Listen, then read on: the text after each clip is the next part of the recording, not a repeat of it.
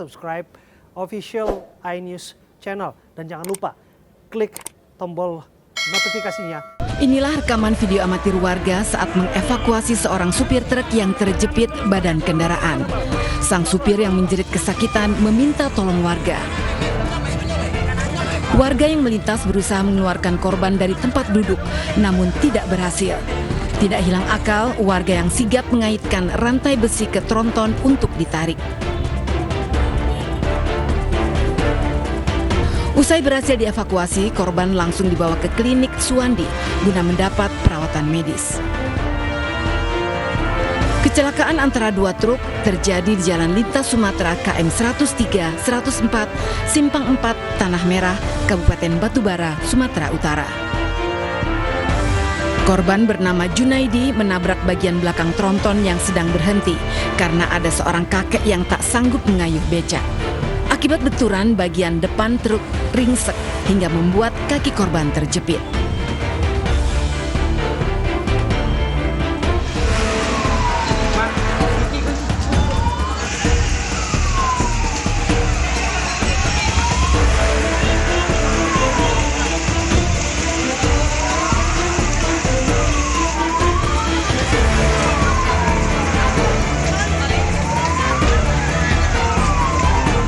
Sepuluh rumah warga di Jalan Pulau Cicanang, Kota Medan, Sumatera Utara ludes terbakar.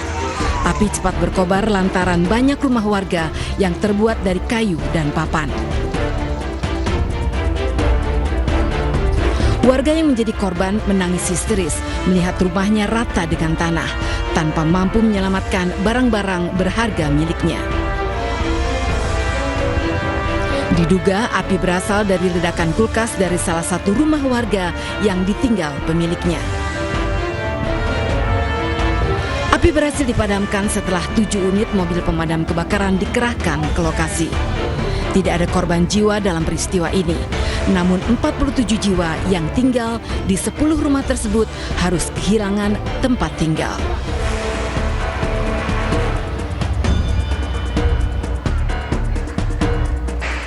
Tawuran antar dua kelompok pemuda ini terjadi di depan Rumah Sakit Muhammadiyah, Jalan Mandala, Bypass Medan, Sumatera Utara. Kedua kubu yang bertikai saling lempar batu, membuat warga sekitar ketakutan. Diduga karena saling ejek di media sosial, bentrokan antar dua pemuda warga Sukarame dan pemuda warga Perumnas Mandala ini sudah sering terjadi. Sejumlah pemuda yang terlibat bentrok pun sempat diamankan.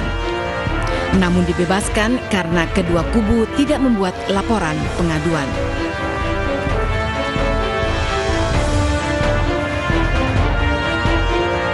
Dipicu dendam lama, dua kelompok pemuda di Kota Makassar, Sulawesi Selatan saling serang menggunakan batu dan anak panah.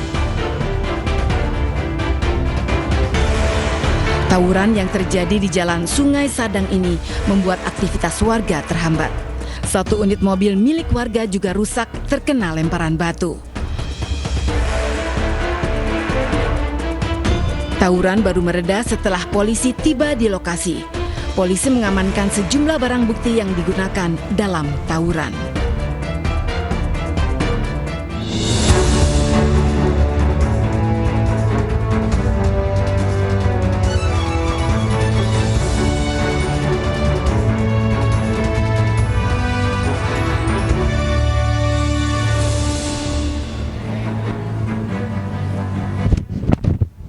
Selamat malam, selamat berjumpa di iNewsroom, ruang diskusi yang membahas isu-isu fenomenal, kontroversial yang menjadi sorotan. Bersama saya, Abraham Silaban. Langsung saja kita awali iNewsroom.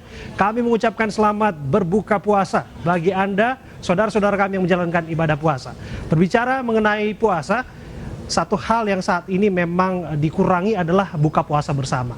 Tapi pada akhirnya yang namanya kebiasaan berbagi takjil gratis itu tidak pernah dihentikan. Seperti yang ada di Masjid Al-Azhar di Jakarta Selatan.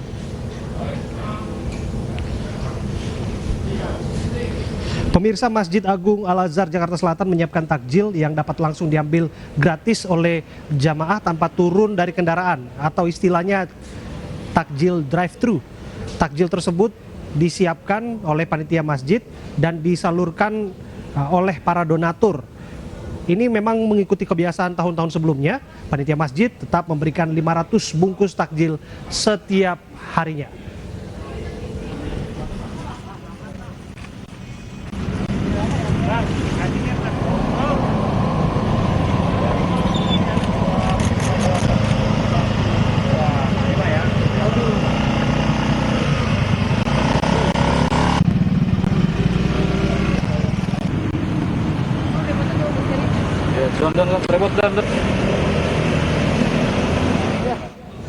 Pemirsa, kami akan ajak Anda untuk bergabung bersama rekan kami Revika Sibarani yang barangkali bisa bercerita seperti apa kegiatan takjil drive-thru di tempat Anda melaporkan, Revika.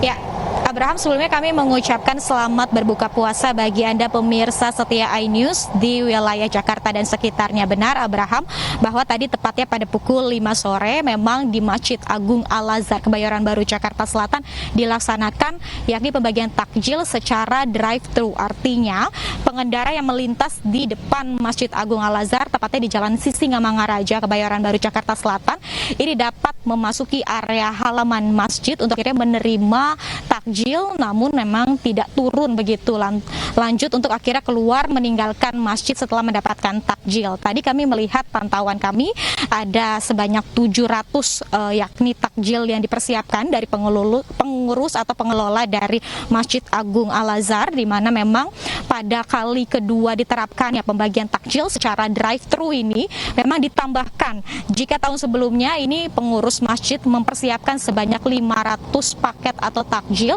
ini tahun ini ditambahkan sebanyak 200 yakni mencapai 700 takjil. Tadi pantauan kami juga antusiasme dari pengendara yang melintas begitu memasuki Masjid Al-Azhar ini cukup tinggi begitu, bagaimana mereka yang terpaksa harus berbuka puasa di jalan akhirnya mereka bersyukur bisa mendapatkan takjil melalui Masjid Agung Al-Azhar ini.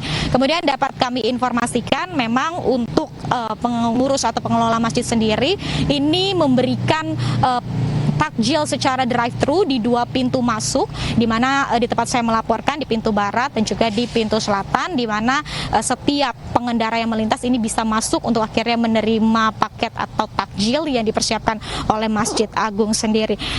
Demikian yang bisa kami informasikan, Abraham. Ya, Revika, selain berbagi takjil, bagaimana aturan protokol kesehatan untuk saudara-saudara kita yang ingin menjalankan ibadah sholat maghrib, termasuk tarawih malam ini di sana?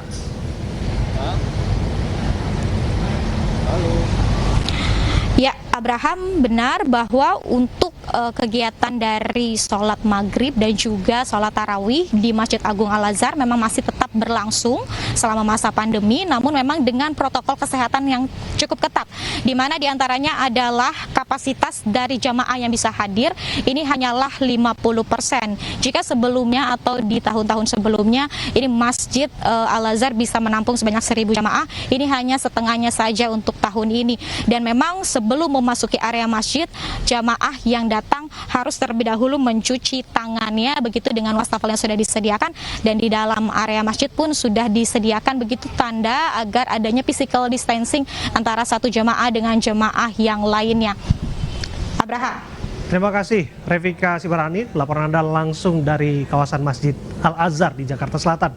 Jadi ada aturan protokol kesehatan yang harus diikuti jika ingin menjalankan ibadah salat maghrib termasuk salat tarawih di sana. Aturan yang umum yang ditetapkan oleh pemerintah. Pemirsa, kita ke informasi selanjutnya. Jenazah salah satu korban penembakan kelompok kriminal bersenjata di Beoga, Kabupaten Puncak, Papua tiba di rumah duka di Toraja Utara, Sulawesi Selatan. Keluarga tak kuasa histeris saat menyambut kedatangan jenazah.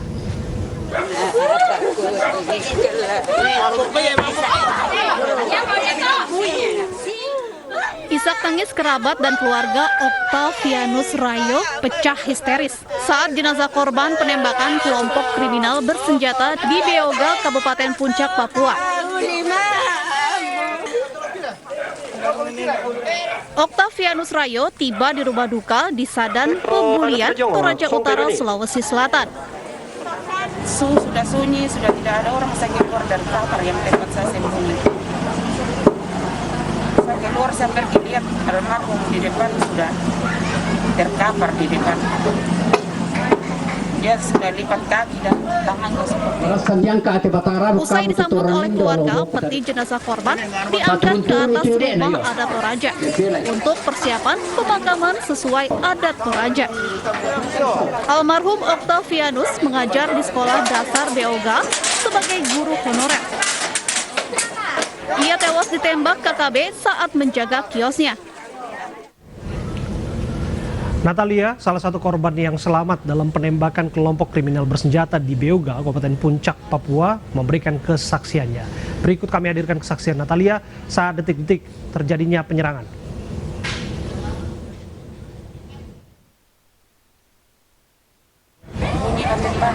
bunyi tembakan 2 kali. Saya di belakang, saya di dapur. Saya berada di dapur pada saat itu. Saya dengar tembakan, langsung saya berteriak, Tuhan tolong selamatkan kami.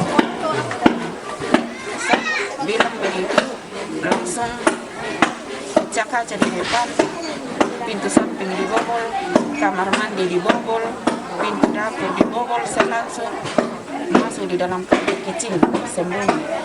Di situ saya berteriak, Tuhan tolong selamatkan saya, tolong selamatkan saya. Karena di dalam rumah sudah banyak sekali orang, sudah penuh rumah itu orang.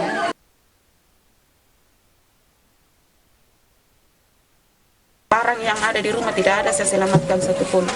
Saya punya HP-nya almarhum orang ambil. HP saya 2 Nokia orang ambil. Saya punya perhiasan diambil. Uang yang ada, uang yang terkumpul saat itu diambil. Semua dibawa, tidak ada.